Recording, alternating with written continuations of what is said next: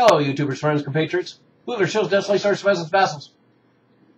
I am a useful idiot, and today I'd like to talk about fascism coming to the United States, if it's not already here.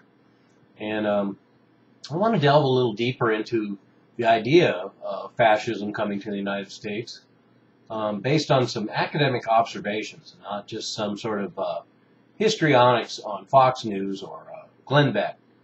So we're going to look at a study that was done about 5 years ago, and comparing all the classic fascist countries and what the common characteristics between all of these fascist countries was. And it came up with a list of 14 points, and we're going to go over these 14 points. And at the end, we'll be able to assess whether the United States is either a fascist state now or is moving towards fascism. And so the countries we're going to look at that were used in this poll are Mussolini's fascist Italy of the 20s, 30s, and 40s, of course Nazi Germany, and Franco's Spain, Salazar's Portugal, and those are both of the 20th century, Papadopoulos' Greece, which is also of the 20th century, Pinochet's Chile, also of the 20th century, and Suharto's Indonesia, also of the 20th century. So these are all 20th century models, which makes it very convenient because the United States, as a country that has made a move towards fascism well through the 20th century, and now, of course, is moving into the 21st century. And the United States may very well end up defining 21st century fascism, if somebody doesn't already beat us to it. So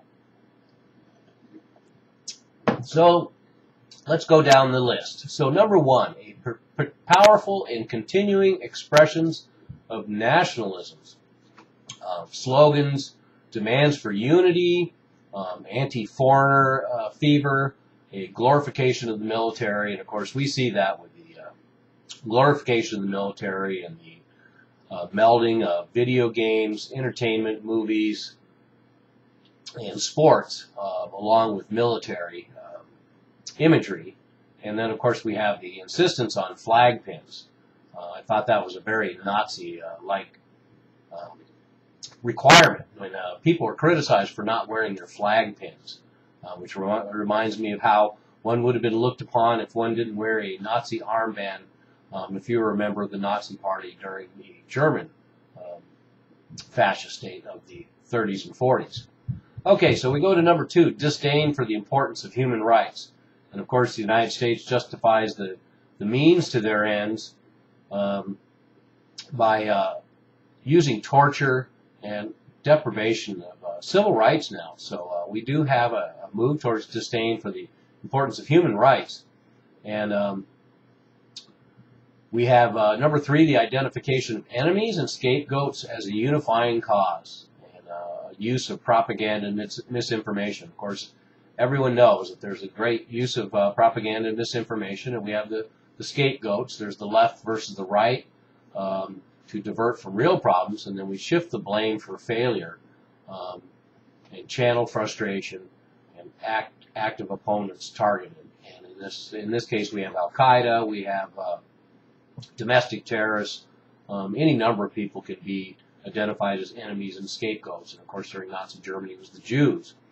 Number four, supremacy of military, avid militarism, and of course the military culture dominates American culture now. It used to be something that went through a lot of our history without even having a standing army, so that defined America.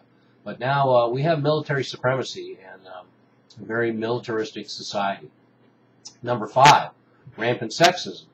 And of course, in our current society, we have anti-abortion, very homophobic, and rampant sexism in our society, and that is notable by all fascist states. Number six, a controlled mass media. So there's no doubt that we have a controlled mass media in the new American fascist state. Number seven, a rabid obsession with national security. And that goes without saying in the United States as well, that we have an obsession with national security between the TSA and if you see something, say something campaign, and all the data mining and surveillance and police state that's going on. Number 8, religion and ruling elite tied together. And the government becomes a militant defender of religious values while not actually embracing those values. And we see this a great deal now, this rabid fundamentalist Christian rhetoric that's used by a lot of Republicans and Democrats alike in the United States in our political process, and not to mention demonizing other religions such as Islam, and somehow bonding with Israel and the Jewish faith to create a stew of religious fervor that's exploited for political means. Number 9, power of corporations is protected. Personal life of citizens under strict control. So the tables are turned, where the personal life of the citizens become under strict control, while the power of corporations are loosened, and they begun having more influence over the government. So we move on to number 10, power of labor suppressed or eliminated. And of course, we're seeing the shrinking of labor unions across the United States and dismantling of labor laws. And there's some pluses and minuses to all of this. Of course, if unions hadn't gotten so corrupt, they probably wouldn't have been so easy to target. But now they have become a liability, and they are going to be suppressed. So that's another common trait, number 10, in a survey of fascist traits of 20th century countries. Number 11, disdain for and suppression of intellectuals and art and science. And of course, we see a great deal of that. There's a lot of oppression in the United States because of a very repressed society. And so on the surface, it looks like intellectuals and arts and sciences are encouraged, but only as commercial ventures. Of course, the government certainly doesn't want to be involved in. Of course, in my view, they probably shouldn't be involved.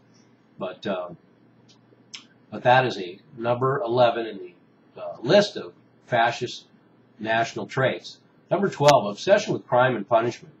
And of course, in our time, we see a huge prison population. We see the drug war. We see the police glorified with unchecked power. And of course, the crime and punishment has to do with all the little people, because at the top, there is no crime and punishment. And, we refer back to an earlier law where there are different laws for different levels of society. So that's number 12. Number 13 is rampant cronyism and corruption, and that goes without saying. I don't really need to add anything else to that. There's rampant cronyism and corruption in government and corporate society, and globally right now, particularly in the United States and the UK, and all over in the Eurozone. And that was true as well in the traditional fascist states like Mussolini's Italy, Nazi Germany, Franco Spain, Salazar's Portugal, Papadopoulos' Greece, and so on. And last but not least, of course, number 14, fraudulent elections and maintaining control of the election machinery. And so that was one of the last bastions that we almost seen, because elections have most recently in the last few decades become completely fraudulent in the United States, and very easy to manipulate. We've seen that more and more and more. So, boy, I hate to tell you this, but it looks like the United States qualifies in all 14 categories of an amalgamation of what are the classic 14 characteristics of 20th century fascist states. And of course, this umbrella is the classic fascist state, is the melding of the corporate state and the government state. And of course, we see that in the United States. So, so bad news, everyone. Looks like we're either almost a fascist state or are a fascist state at this time. And I'm not pointing fingers at anyone or either party, because both parties have the same goal, and they have gotten us there. And either party will continue us further on this road of a fascist state. And I'd like to finish with a quote from a great book by Sinclair Lewis from 1935 called "It Can't Happen Here," about the idea of fascism coming to the United States.